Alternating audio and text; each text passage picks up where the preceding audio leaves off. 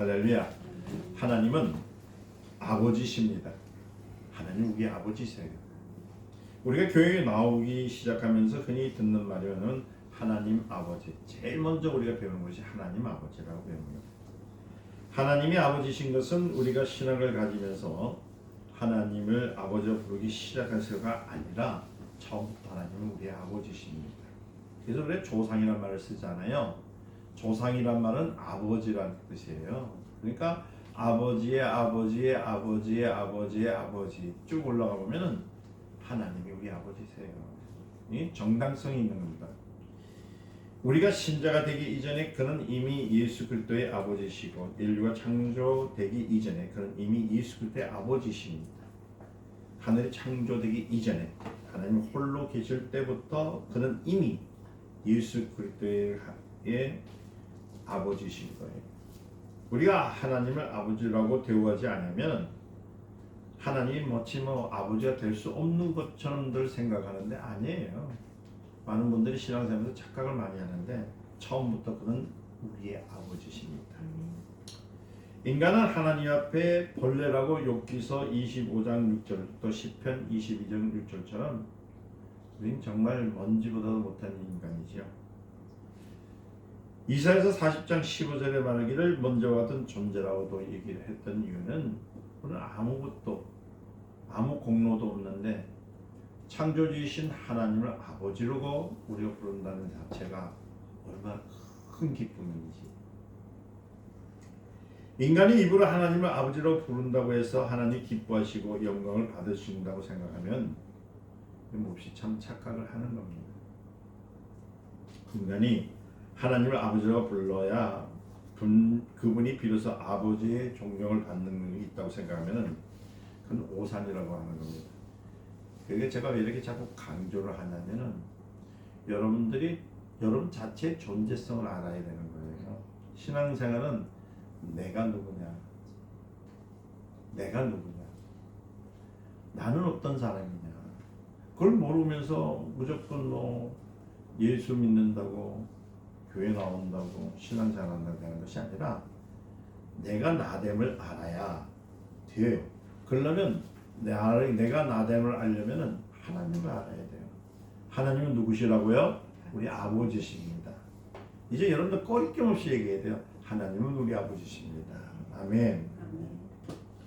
에베소서 1장 3절에서 또 5절까지 내용을 읽어보면 찬송하리이다 하나님 곧 우리 주 예수 그리스도의 아버지께서 그리스도 안에서 하늘에 속한 모든 신령한 복으로 우리에게 복을 주시고.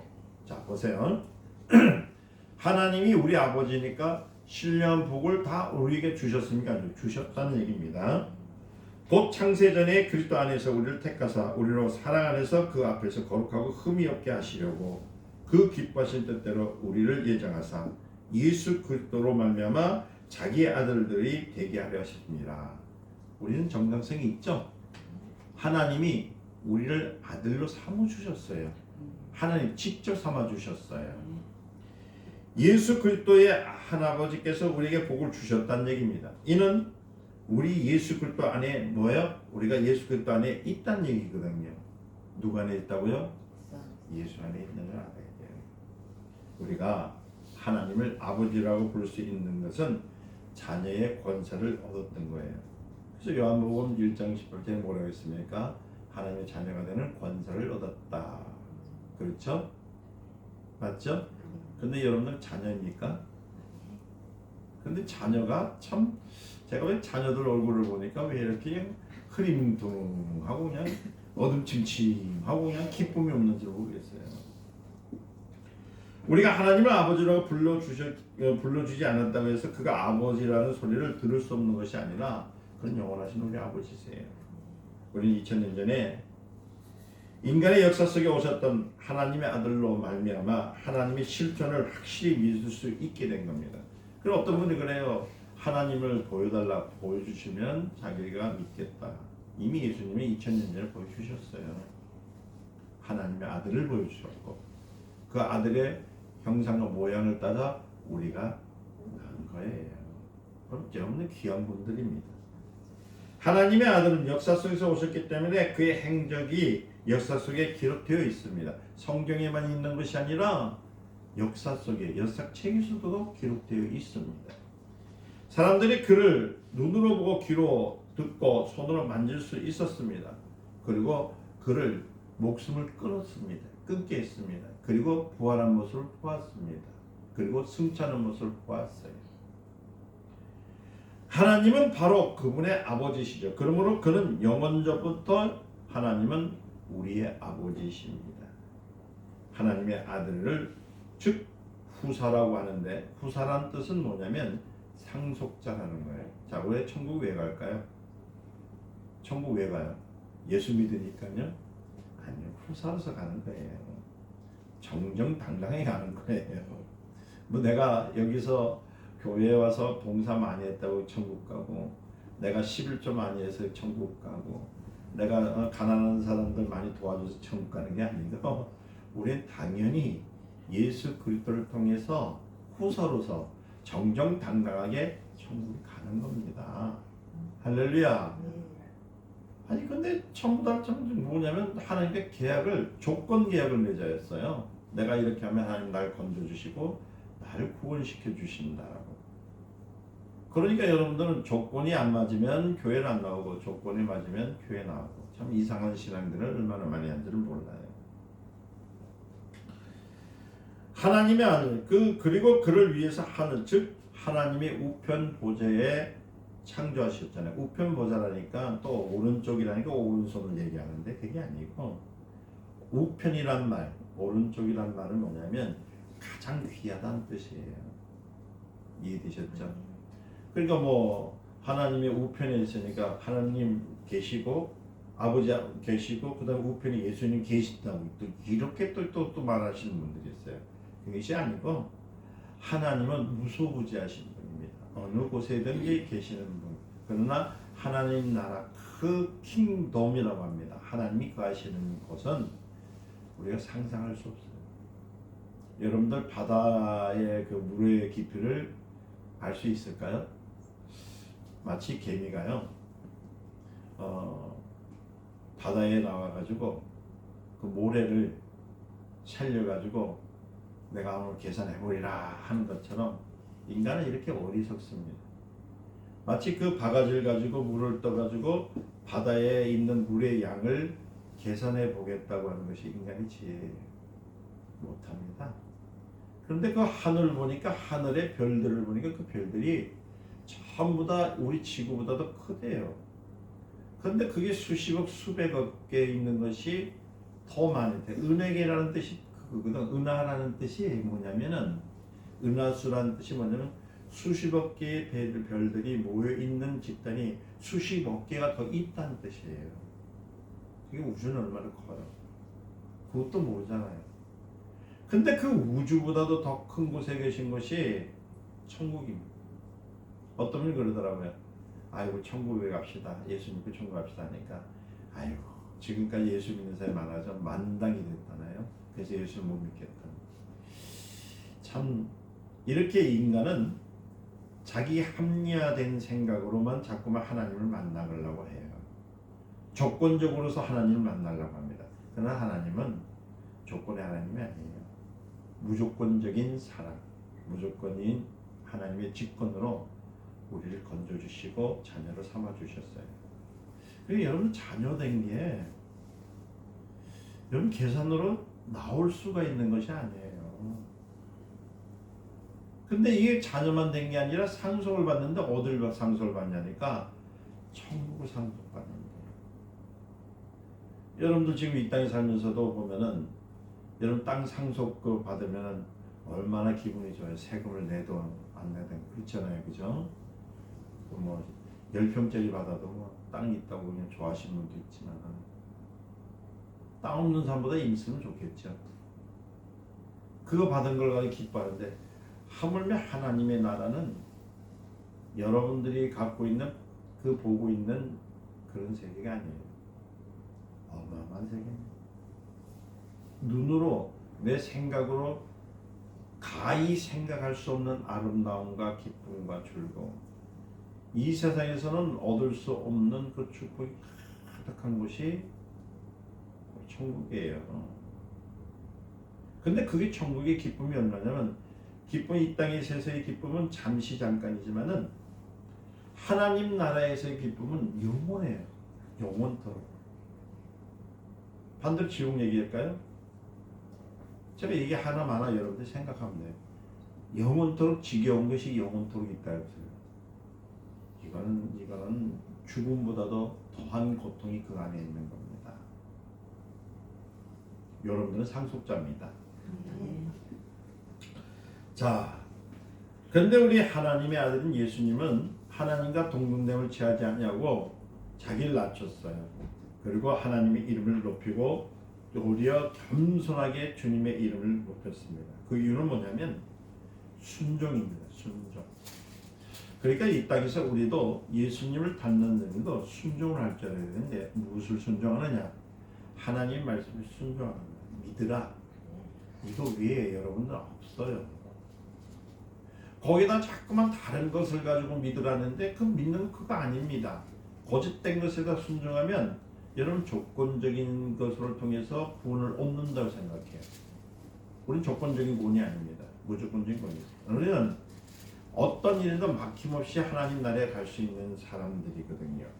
그러니까 하나님 말씀에 순종하는 것. 다시 말하면 하나님 말씀에 순종하는 게 뭐냐면 예수를 믿는 겁니다. 주 예수를 믿으라. 그럼 너와 내 집이 구원을 얻으리라 했던 것처럼 예수 외에 다른 거 없어요. 성경은 성령이 감동받은 자들을 하나님께서 받아서 기록한 것이기 때문에 그것을 읽는 사람 역시 성령의 감동을 받지 않으면 이해할 수 없다고 했습니다. 제가 성경을 읽으면 읽을수록 정말 이거를요 뼈저리게 느껴요. 같은 말씀인데 성령의 감동을 받은 사람이 읽는 것과 성령의 감동이 없는 사람이 성경 읽는 것 차이는 얼마큼이나 하늘과 땅의 차이입니다. 아까 말씀드린 것처럼 인간은 성경을 읽을 때 자기 생각대로 자기가 갖고 있는 조건에 맞도록 읽어요. 그러니까 귀에 걸면 귀고리, 코에 걸면 코고리가 되는 거예요. 그러나 성령의 감동을 받으면 전혀 그게 없습니다. 상상을 초월하는 하나님의 능력이 임하기 시작하는 거예요. 아멘. 그렇기 때문에 병든 자가 이 말씀을 읽었을 때 성령의 감동을 읽으니까 병이 낫는 것이고 가난하고 병들고 힘없고 연약한 사람들이 하나님의 말씀을 들을 때에 성령의 감동을 들으니까 회복되는 것이지 어떤 목사나 어떤 훌륭한 목사님의 설교를 통해서 병 고치고 또 가난과 병마와 죽음에서 일어나는 것이 아니라는 겁니다. 하나님의 말씀은 즉 성령으로만이 깨달을 수 있다는 거예요. 오늘도 찬양을 부르셨지만은 여러분 스스로가 그렇게 찬양을 할 수 있을까요? 그것도 30분. 여러분 노래방에서 노래 부르면요 1시간 부르면 목이 다 쉬어가 나와요. 그런데 이상해 찬양은 30분을 그렇게 부를 때도 목이 안 쉬는 이유는 누가요? 성령께서 감동을 주시기 때문인 거예요. 아멘. 그래서 히브리서 1장 1절의 옛적의 선지자들로 여러 부분과 여러 모양으로 우리 조상들에게 말씀하신 하나님, 이 말은 뭐예요? 우리와 함께 하신 하나님, 나의 아버지가 우리와 함께 살고 계시다는 거예요. 동행하고 있다는 거예요. 이 말씀을 이해하기 위해서는 하나님의 성전을 예로 듭니다. 제가 늘 말씀드리지만 저희 교회의 설교는, 저희 교회의 신앙의 목표는 성전 신앙입니다. 여러분들이 성전이 되어지는 거거든요. 애굽에서 나올 때 이스라엘 백성은 광야에서 하나님의 성막을 지었습니다. 훗날 솔로몬은 예루살렘의 견고한 성전을 짓게 되기 시작했죠. 그 뒤에 이스라엘 사람들은 성전 안에서 등잔을 밝히고 떡상을 차리고 향을 피우면서 하나님께 제사를 드렸던 겁니다. 이러한 제사는 오랫동안 지속되었지만은 결국 그것은 인간이 하나님과 화목을 이룰 수 있는 방법에 대한 하나의 모형이었던 거예요. 그러니까 인간이 하나님을 찾아가서 하나님 앞에서 하나님과 화목하기를 기다렸을 때가 성막이에요. 아멘. 이해되셨어요? 요한복음 2장 19절 보니까 예수님께서 예루살렘 성전을 바라보시면 너희가 이 성전을 헐라 내가 사흘 동안에 일으키리라 했던 말씀은 뭐냐면은 이제는 내가 하나님 앞에 나가서 하나님 화목해 주세요가 아니라 하나님께서 오셨기 때문에 화목이 자동적으로 되어졌다는 거예요. 여러분 신앙생활 너무 편한 거야. 옛날에 그 구약 시대 때의 성전 신앙에서 들어가면은 지금 여러분들은 재산 있잖아요. 많이 부진하게 돈 모아야 돼. 소 한 마리가 지금 얼마죠? 한 700만 원 간다더라고요. 800만 원 간대요. 아이고야, 제 한 번 질 때마다 700만 원짜리 소 한 마리씩 갖다 바쳐야 되죠. 그러면도 그거 바치면서도 뭘 해야 될까요? 내 죄를 용서해 주세요. 하나님 나와 내 곁을 떠나지 마세요. 여러분들 안에 죄가 있으면 하나님 떠나시거든요. 그렇죠? 구약 시대 땐 그래서 하나님이 그 제사를 받아주지 않으면 여러분들이 죽어요. 그런데 신약 시대 때는 뭐냐면 하나님이 찾아오셨어요. 어디에? 여러분들 안에 찾아오신 거예요. 자동 화목. 근데 여러분들은 자동 화목을 거절. 안 찾아. 주의 이름을 부르지 않습니다. 주의 사랑을 느끼지 못해요. 왜? 하나님이 누군지를 모르기 때문에. 어떤 분이신지를 배우지 못했기 때문에. 두려운 하나님, 무서운 하나님으로만 여러분들 알기 때문에. 그런 하나님이 아니라 하나님은 사랑의 하나님이시죠. 그래서 예수님은 이 성전에 대해서 말씀드릴 때 바로 자신을 얘기했던 것이죠. 그 성전인 거. 그러니까 여러분들의 성전이 어디 있다고요? 내 안에. 내 안에 누가 계시는 거예요? 예수님이 계시는 거예요. 아멘. 여러분들 이 안에 예수님이 계시니까 예수 이름을 부르고 할렐루야. 죄지은 자가 예수 이름 부르면요, 옛날에 하나님 이름은 죽어요. 근데 아이고 여러분들 수도 없이 마음에 짓는 죄, 일상으로서 있는 죄들을 많이 짓잖아요. 그렇죠? 그런데도 여러분 안 죽어. 왜 그럴까? 예수 이름이 내 안에 있기 때문에. 주님은 사람들에게 너희가 성전에만 하나님께 제사를 드리고 하나님과 화목할 수 있듯이 너희가 내 안에 들어와서 비로소 하나님께 나갈 수 있다고 하나님께서 예수님께 하셨거든요.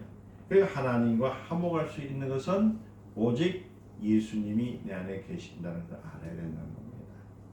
있죠? 그렇게 하면은 율법 역시 실체에 대한 그림자에 불과하다는 것을 알게 되는 겁니다. 여러분들 율법과 복음에 대해서 알지 못하면 여러분들 신앙생활에 많은 어려움을 겪습니다. 율법은 살해하지 말라, 살인하는 자는 반드시 죽이라고 명령했습니다. 또 율법은 간음하지 마라, 간음하는 자는 반드시 죽이라고 명령합니다. 율법이 오랜 세월 동안 이어져 내려오면서 사람들에게 가르쳐 준 것은 뭐냐면 죄의 싹은 사망이라는 걸 가르쳤어요. 그죠? 그런데 킹 제임스 성경에 보니까 뭐라고 써있냐면은 죄의 힘은 율법이라고 했습니다. 참 중요해요. 오늘 이 말씀을 잘 들으면 여러분들이 무거운 짐들, 여러분들이 여태까지 얽매였던 모든 악습들이 풀려날 줄을 예수님으로 축원드립니다. 마침내 예수님께서 오셔서 율법의 일종의 비로소 죄가 무엇인지, 그의 죄의 대가가 무엇인지를 우리에게 보여주셨습니다. 죄가 무엇입니까? 예수님 말합니다. 죄가 무엇이냐? 너희가 아느냐? 내가 실상을 말하는데 그 실상을 가르치시는 분이 누구냐니까 성령 하나님. 너희가 죄에 대해서 가지고 있던 오해를 지적하고 너희에게 죄가 무엇인지를 가르쳐 주시는 분이 누구라고요? 성령이라는 거예요. 그러니까 내 마음에 근심이 있다. 내 마음에서 무언가 부딪힌 게 있으면은 그건 누가 가르쳐 주는 거라면 성령께서 가르쳐 주시는 것인 겁니다. 아멘. 그러니까 나를 믿지 않는 것은 죄라는 것. 누구를 믿지 않으면 예수 그리스도를 믿지 아니하면. 그리고 그 결과는 영원한 죽음이 있다는 것을 가르쳐 주고 있는 말씀입니다. 그래서 뭐라고 말씀하면 너희는 처음부터 살인자요. 그 다음에 뭐예요? 욕심에 따라서 행하고자 하느니라. 그는 처음부터 살인자의 진리가 그 속에 없는 마귀의 자손이었지만, 다시 말씀드립니다. 이거 말씀 잘 들으셔야 돼요. 여러분들 안에는 하나님의 영이 성전으로 되어 있지만은 내 육체와 혼은 처음부터 누구의 사슬에 묶여 있었다는 겁니까? 사단의 사슬에 묶여 있었다는 거예요. 그렇기 때문에 죄를 안 지으려고 해도 안 질 수 없어요. 육체는 보는 것이 죄의 길을 보는 겁니다. 생각은 점점 더 뭐냐면 죄의 것을 독려하고 살아갈 수밖에 없다는 겁니다. 그러나 하나님이 주신 생명, 아멘, 예수의 생명, 예수의 피는 죄를 짓지 않습니다. 그 생명, 죄를 짓지 않는 것을 누구한테 주시다고요? 나한테 주셨어요. 그래서 내가 죄를 지을 수 있어요. 세상 살아가면서 내가 범죄할 수 있습니다. 또 혹이 남의 마음을 아프게 할 수 있습니다. 그러나 그것은 그리스도의 이름을 통해서 회개하면 돼요. 그랬더니 그 습관적으로 회개하는 죄를 지는 말은 아닙니다. 예수님께서 오시기 전에 많은 사람들은 실상을 알지 못했습니다. 그 실상이 뭡니까? 죄의 근본은 누구한테 있다고요? 사단에게 있다. 마귀에게 있다. 마지막 때에 하나님의 아들이 예수 그리스도의 세상에 나타내심을 통해서 창세기서부터 지금까지 하나님의 말씀을 보여주면서 죄와 심판과 의의 실상을 명확하게 드러나는 겁니다. 우리 조금만 생각해 보면요, 신앙생활 참 재미있어요. 아니, 내가 예수를 믿는데 내가 습관적인 것이나 또 내가 여러 가지 일로 해서 죄를 짓고 있는데 내가 천국 갈 수 있겠습니까? 이거 여러분들 다 딜레마예요. 그런데 여러분들 죄의 싹은 사망이란 말이 아니라 죄의 힘은 율법이라고 했습니다. 율법은 자꾸만 뭘 가르칩니까? 너는 죄인이다 얘기해요. 그러니까 뭐냐면 율법은 우리에게 무거운 짐입니다. 그리고 수고하고 무거운 짐진 자다 했을 때 그 수고하고 무거운 짐자는 뭐냐? 율법으로 인하여서 물린 자들아 이 말이에요. 다 내게 와라. 누구한테? 예수 이름 앞에 들어오면, 그러면 너희는 쉼을 얻는다는 것은 자유를 주신다는 것이에요. 그 진리가 너희를 자유케 하리라. 죄에서 노임을 받았다는 것을 알아야 된다는 거예요. 그런데 이 사실을 모르고 아직까지도 종교의 영을 통해 가지고 자꾸 율법으로 인해 자기가 죄인이라고 그러네. 강대상만 올라와서 기도하면 왜 그렇게 죄가 많은지 뭐 찢어 죽여도, 어떤 분 그러더라고요. 권사님 올라니까 뭐 찢어 죽여도 속 시원한 이 은이 와가지고 기도를 시켰는데 그러더라고요. 깜짝 놀랐어. 불바다에 들어가지고 펄펄, 그거는 자기 위로해서 기도지 그게 하나님 앞에 된 기도가 아니에요. 하나님은 그런 기도를 원치 않아요. 하나님은 지금 원하는 것은 뭐냐면 육체적으로나 내 혼적으로 죄를 졌지만은 그것은 그리스도의 보혈로 이미 2000년 전에 이미 십자가에서 흘린 보혈로 다 씻어 주셨습니다. 그 죄를 지어도 우리는 보혈의 역사를 통해서 예수 이름으로 씻어 주면 되는 거예요. 아멘. 그러니까 뭐냐면 율법에 얽매이지 말라는 거예요. 회개하면 돼요. 어떻게 회개하냐? 진심으로 예수 그리스도 이름을 붙들고 나 또 죄졌습니다. 이 습관이 왔습니다. 이 어려움이 왔는데 하나님 이걸 내가 할 수가 없습니다. 그러면서 자꾸 기도하면 성령님께서 내 안에서 편안을 잘 주시면 이제 넌 죄인이 아니야. 너는 보혈로 씻어주었어. 그 습관은 네가 자꾸 그리스도의 십자가를 붙들면 붙들수록 습관은 사라지게 되고. 아멘. 아멘. 네가 보지 마라. 그 옛날에 엘렌 더프라는 목사가 있었어요. 제가 어렸을 때 책을 좀 읽었는데 거기서 무슨 얘기냐면 이런 얘기가 들어요. 그 사역을 하는 사람들이 귀신을 많이 쫓고 병자를 많이 쫓는 사람은 신앙생활에 마이너스가 많이 된다. 옛날 얘기입니다. 40년 전에 제가 책을 읽었을 때입니다.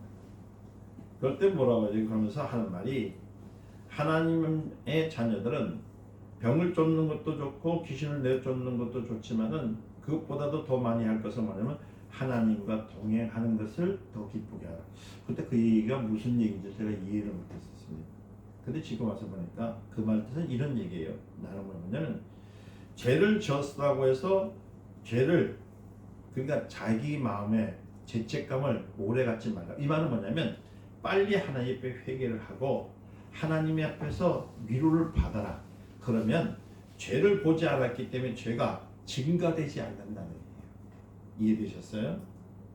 그러니까 하나님의 은혜가 많으니까 점점 뭐냐면 내 마음에 기쁨이 있는 거예요. 마치 뭐냐면 컴컴한 방에 불을 스위치를 딱 켜면 불이 확 들어올 때 어둠이 물러납니까? 물러나는 것처럼 죄에 대해서 너무 빠지고 죄에 대해서 너무 증오하면은 그 죄가 너희를 너무 감사하기 때문에 그럼 보지 말라는 얘기예요. 하나님의 빛을 가르치는 거예요. 아멘. 그러니까 여러분들 죄에 허덕이는 사람들, 이런 사람들요, 지금 당장 해야 할 일이 뭐냐면요, 여러분 부끄러워하지 않아요. 그래서 옛날부터 제가 그런 얘기합니다. 예수를 믿으면 뻔뻔스러워야 된다고 제가 늘 얘기합니다. 얼굴에 철판이 7개월 아니라 17개월 해도 괜찮고 770개월 해도 괜찮다. 왜? 지었으면 빨리 십자가의 보혈을 의지해라. 이게 믿음이에요. 실패했다고, 좌절했다고, 포기하고 나는 안 되는가 보다, 나는 못하는가 보다 이러면요, 마귀는 그 틈을 타가지고 더 못하고 더 안 되고 더 깊은 웅덩이에 빠지게 만듭니다. 그러나 하나님은 그렇지 않습니다. 하나님의 이름을 부르고 찾아가면요, 하나님께서는 계시는 게 아니라 안아주시는 거예요. 할렐루야. 집 나간 아이들을 여갈 때 그 가산을 다 창제하고 그렇지 않습니까? 많은 재산을 다 탕진하고 나중에 지업 열매를 먹었던 아들을 기다렸던 아버지처럼 다시 금가락지를 끼워주고 잔치를 베푸시는 분이 누구냐면 하나님이신 거예요. 우리의 관심은 그럼 과연 어디에 될까요? 우리의 관심은 오직 예수 그리스도, 진리 되신 예수님을 바라봐야 됩니다. 오늘날 우리가 잘 알아야 할 것은 성경은 하나님의 아들에 관한 말씀입니다. 성경을 풀어가는 방법은 여러 가지가 있지만은 만일 성경을 가지고 그저 역사적인 이야기를 한다면은 소위 파노라마 방식으로서 사용할 수는 있습니다. 이는 시간과 순서과 또 노아 이야기, 아브라함 이야기, 모세 얘기 이러면서 사람들에 대해서만 자꾸만 얘기하지 예수는 사라지게 되어 있는 겁니다. 이런 방법은 역사적인 사실을 구체적으로 다룰 수는 있지만은 하나님의 깊은 의도를 다룰 수가 없어요. 하나님의 깊은 의도는 뭐냐면 하나님은 사랑이십니다. 그러므로 우리는 아들로 말미암아서 하나님께서 시작한 일을 알 수 있고 또한 그 일을 참여할 수 있다는 것에 대해서 감사하는 자들이 모이는 것이 예배인 거예요. 우리가 예배드리는 것은 바로 이 감사가 있는 예배가 있다는 거예요. 다시 말씀입니다. 하나님은 아버지십니다. 할렐루야. 하나님 아버지세요. 하나님은 아버지실 때에 이 하나님을 아버지라고 부르는 것이 바로 신본주의적 신앙이라고 하는 거예요. 반대로 우리가 예수 그리스도를 초월해 가지고 우리가 하나님의 자녀가 되었기 때문에 하나님을 아버지라고 부르고 착각한다면 그는 뭐냐면 신앙이 인본주의로 빠지는 겁니다. 저는 신앙에 있을 때 신본주의와 인본주의를 구분해 드리는 이유가 있어요. 여러분 많은 목사님들이나 뭐는 종교인들이 어디에 빠져 있느냐면 하나님에 대해서 연구한다지만 전부 다 인본주의에 빠져 있어요. 인본주의의 극치가 뭐냐면은 결국 자기 이름을 높이는 겁니다. 자기 신격화가 되어버리는 거예요. 이해되셨습니까? 우리는 처음부터 끝까지 하나님의 사랑을 전하는 겁니다. 하나님의 은혜를 전하는 겁니다. 하나님은 우리 앞에서 하나님은 우리에게 말합니다. 너는 먼지와 같다고 하지 않습니다. 우리 스스로가 말하기에 나는 먼지와 같은 자라고 하지라도 하나님 말씀하시기는 뭐냐면 너는 내 아들이야. 오늘날 내가 너를 낳았다. 아멘. 그러니까 그리스도 예수 안에 들어가 있는 자는 결코 정잠이 없다는 것을 믿으시기를 예수님을 축원합니다. 우리가 예수 그리스도 밖에 있어도 하나님께서 우리를 사랑하신다고 하면 오해됩니다. 그리고 우리가 예수를 찬양하고 경배하고 드리는 이유가 뭐라고 했죠? 예수 안에 있기를 원해요. 오늘 5절을 보니까 말씀하면서 우리의 예정에서 예수 그리스도를 말미암아 자기 아들이 되게 하셨던 것은 하나님께서 누가 지옥을 가고 천국에 갈지를 창세전 이미 예언하는 것이 아니라 예수 그리스도 안에 있는 자만이 하나님의 자녀가 되기로 예정되었다는 의미로 오늘 말씀을 하고 있다는 얘기예요. 아멘. 그런 많은 목사님들이 그래서 처음부터 우리를 구속해주고 구원해주고 예정에 있다는 얘기예요. 그 말의 뜻은 어떤 뜻이냐? 다른 뜻이 아니라 즉 죄를 지었어도 십자가를 붙드는 사람들, 예수의 공로를 잊지 않는 사람들, 아멘. 그런 사람은 하나님의 구원의 만들에 하나님의 나라를 취할 수 있는 사람이에요. 그래서 성경은 뭐라고 하냐면 천국은 취하는 거예요. 그렇잖아요. 취하는 자만이 가져간다 했잖아요. 그 취한다는 말은 뭐예요? 이 세상이 아무리 어렵고 힘든 가운데 있고 많은 죄성이 있을 가운데 있을지라도 그것을 보지 아니하고 오직 십자가만 바라보고 나갈 수 있는 것. 그 십자가는 은혜입니다. 우리의 능력입니다. 축복입니다. 그렇기 때문에 항상 우리는 주님의 영을 통해서 사는 것을 감사할 줄 아시기를 예수님 축원드립니다. 나는 부족해, 나는 안 돼, 하면 안 돼. 이 말은 여러분이 결코 여러분들이 입시에서 발설하지 마시기를 예수님 축원드립니다. 그래서 제가 항상 하는 말이 뭐냐면은 부르는 것이 그 영이라고 했어요. 부르는 것이 그 영이다.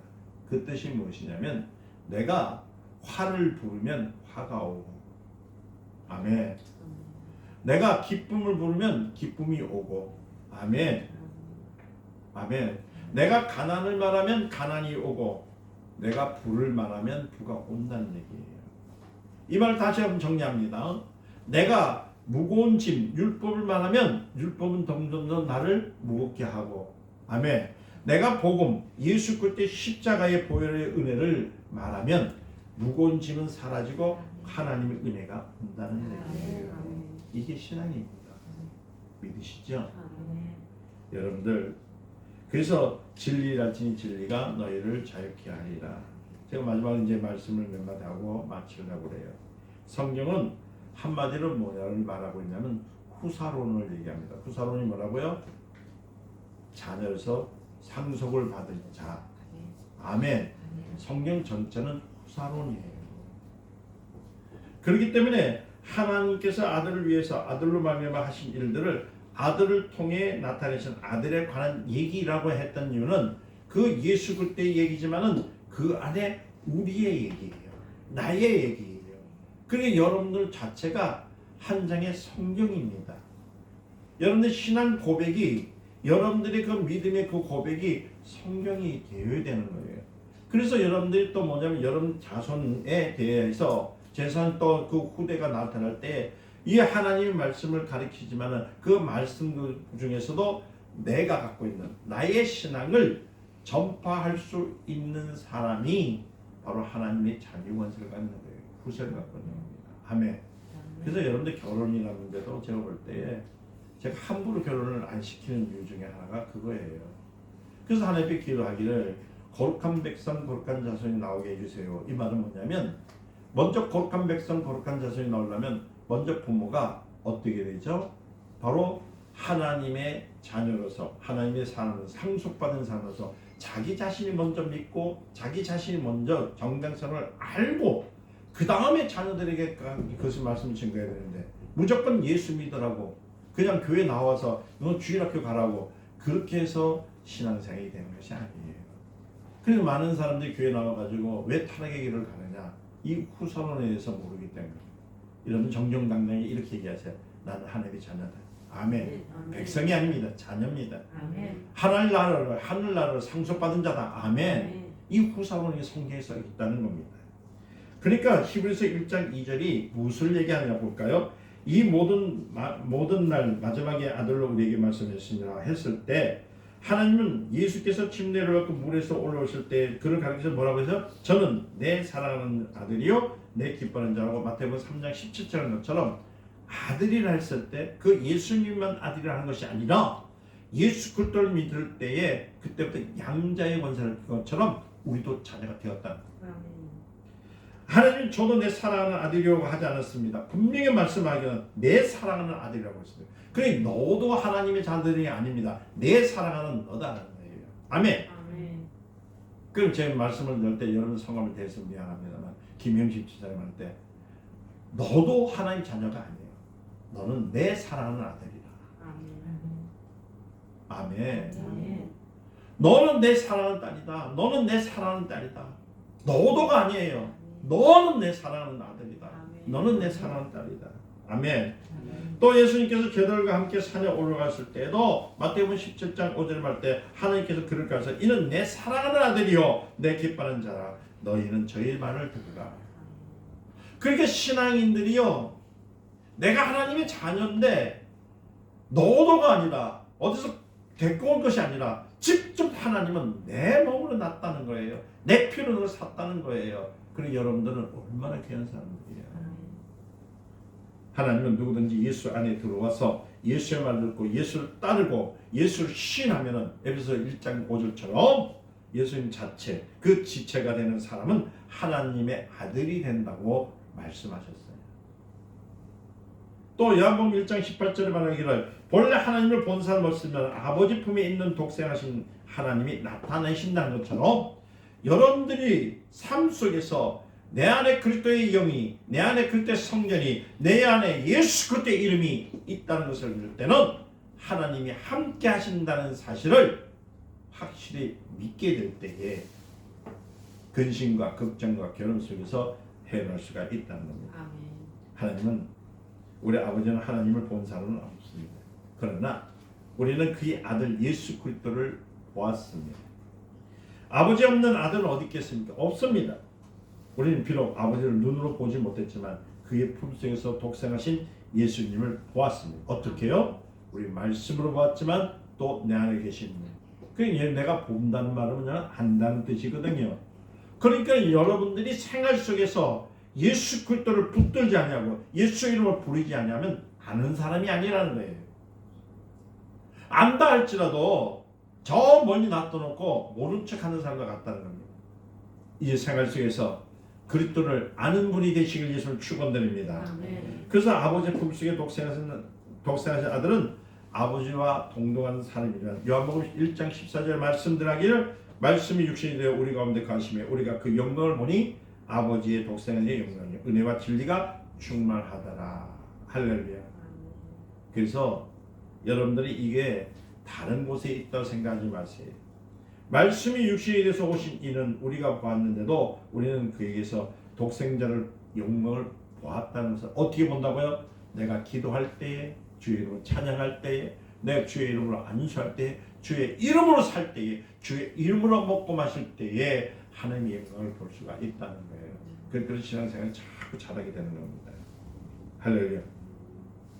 히브리서 10장 26절에서 27절에 이런 사람에 대하여 우리가 진리를 아는 지식을 받은 후 짐짓 죄를 범한 후 다시 속죄하는 제사가 없고 오직 무서운 마음으로 심판을 기다리는 것과 대적하는 자를 소멸한 맹렬한 불만이 있다. 이 말씀은 여러분 잘못하면 어떻게 되면 내 신앙생활에서 주님을 의지하다가 다른 데로 가면 어떻게 될까 생각하는 사람들이 있습니다. 이 말은 참 무서운 말이겠죠. 근데 이 말의 뜻을 이해해야 됩니다. 자, 다시 한번 강조합니다. 이 말 뜻은 아까 전전에 얘기한 것처럼 율법을 자꾸 의지하면 잘 들으세요. 율법을 내가 죄를 졌다는 어려움이 있을 때 자꾸 거기에다 침체되고 빠지게 되면 뭐가 되냐면 아무리 하나님의 은혜를 받고 하나님의 그 찬양을 받고 그냥 사랑을 받고 목사가 되고 장로가 되고 누가 능력자가 된다 할지라도 율법을 향해서 죄에 대해서 너무 깊이 생각하게 되면 하나님과의 거리가 멀어질까요? 가까워질까요? 멀어진다는 거예요. 그러면 스스로가 자기 자신이 어떻게 되냐면은 부끄러워서 하나님 앞에 변명을 해야 됩니다. 그게 누구냐? 가룟 유다입니다. 가룟 유다가 왜 죽었을까요? 자기 스스로가 자기의 율법의 짐을 지고 죽은 거예요. 그래서 하나님이 말씀하신 게 뭐냐 했으면 저는 나지 않은 것도 못하다는 말은 뭐냐면 그렇게 예수님과 3년 동안을 같이 동행하면서 예수님이 하셨던 일들을 보았는데도 예수님이 모든 죄짐을 맡고 모든 것을 회복하신 하나님인 것을 알면서도 자기의 그 짐, 모든 짐, 무거운 짐 때문에 스스로 목숨을 끊었다는 얘기입니다. 그러니까 다시 말씀드립니다. 수고하고 무거운 짐 자를 할 때 그 짐 뭐라고요? 율법입니다. 율법은 죄를 무겁게 하는 힘이 있습니다. 그래서 율법에서 벗어나라는 얘기가 그거예요. 그러니까 여러분들 너무나 인본주의적인 설교를 많이 들으면 뭐가 쌓일까요?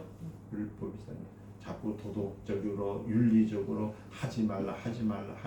그러니까 하나님은 자연적으로 무서운 분이 되고 하나님은 깍쟁이 같으신 분이고 내 기도를 안 들어주시는 분이라고 생각을 하게 되는 겁니다. 그러니까 진리를 갖게 되면 이 율법이 사라지기 시작하는데 진리를 알지 질견을 자유케 하는 것처럼 율법의 모든 것들을 없애주시는 분 누구라고요? 예수 그리스도거든요. 그러니까 여러분들 좀 뻔뻔하세요. 어떻게 뻔뻔하냐? 좀 힘들고 어렵다 할지라도요 하나님의 이름을 붙드세요. 아멘. 예수 그리스도 이름을 붙드세요. 예수의 피를 의지하세요. 아멘. 죄졌다고요 자포자기 하지 마세요. 여러분은 그래도 여러분 안에는 하나님이 영이 계십니다.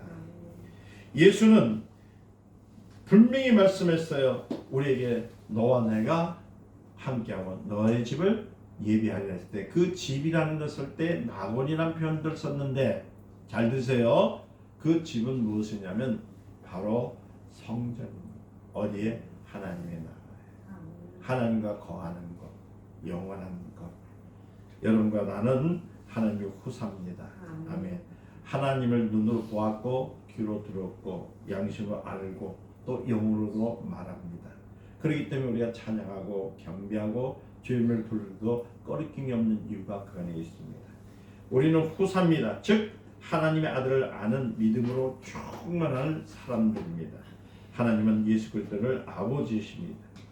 여러분들도 예수 안에 있지 않으면 하나님 앞에 와서 아무리 울고 부르짖고 기도를 한다 할지라도 여러분 소용이 없어요. 예수 안에 있어야만이 우리는 하나님의 후사로서 여러분들 모든 것을 있다는 것을 믿으시기를 예수 축원드립니다. 노아 방주에 있을 때 방주 밖에 있는 사람들은 홍수를 피하기 위해서 아무리 노력해도 그들은 홍수를 피할 수가 없었습니다. 왜? 문이 닫힌 후에는 죽음밖에 없었다는 겁니다. 그러니까 그 헛수고를 하지 마시고 예수 안에 거하세요. 예수 밖에서는 구원이 없습니다. 예수 밖에는 생명이 없습니다. 예수 밖에는 위로가 없습니다. 예수 밖에는 긍휼도 없습니다. 그러나 예수 안에 들어오면 할렐루야 수고하고 무거운 짐들이 다 풀리고 구속한 주가 나만 주님의 나라에 강할 수 있다는 사실 다시 말씀드립니다. 우리의 생명과 소망은 오직 예수. 그러니까 여러분들 혹시나 여러분들이 뭐 이런 얘기를 깨놓고 얘기를 해드려요. 성경에 다 없는데 교회들이 너무 많은 말을 합니다. 여러분들이 사회에 나가서 술을 마실 수도 있습니다. 여러분들이 담배도 태울 수도 있습니다. 그리고 여러분들이 그러고 오락도 할 수가 있습니다. 여러분 다 할 수 있어요. 왜냐하면 여러분 육체는 거기에 향해서 갈 수 있기 때문에. 그렇다고 해서 그걸 자꾸만 하나님의 대 죄다 생겨가지고 무거운 짐을 스스로 지지 마시고 그건 여러분들 스스로 할 수 없어요. 그럴 때 십자가를 바라보세요.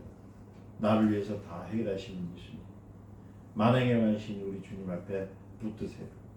또 그러다 또 지면 또 다시 붙드세요. 또 그러다 또 그런 일이 있으면 또 붙드세요. 자꾸 붙들다 보면은 세상 것은 온데간데 없고 내 안에 누구만 구속한 주만 있기 때문에 하나님의 후사로서 이 땅의 축복뿐만 아니라 하나님의 나라를 소유하는 온전한 하나님의 자녀가 되는 것임을 믿으시기를 예수님으로 축원드립니다. 기도하겠습니다. 하나님 감사합니다. 우리는 하나님의 아들입니다. 그런데 세상의 것에 인해서 거기에다가 마음을 두고 근심하고 괴로워하고 그걸 인해서 하나님 나에게 벌을 주지 않는가 노심초사하다가 결국은 자기의 그 무거운 율법이 양심이 되어서 하나님과 손을 의존할 때가 있습니다. 그런 것이 오지 않기 위해서 오늘 이 하나님의 말씀을 증거했습니다. 세상 것에 아무리 믿는다할지라도 그것에 관심 갖지 말게 하시고 혹이나 죄를 지었다 할지라도 빨리 그때 십자가를 붙드는 지혜가 있게 하옵소서. 말씀을 붙드는 지혜가 있게 하옵소서. 진리이신 예수 그리스도를 붙드는 통해서 승리하는 하나님의 자녀들이 되게 하옵소서. 예수님의 이름으로 기도를 드리옵나이다. 아멘.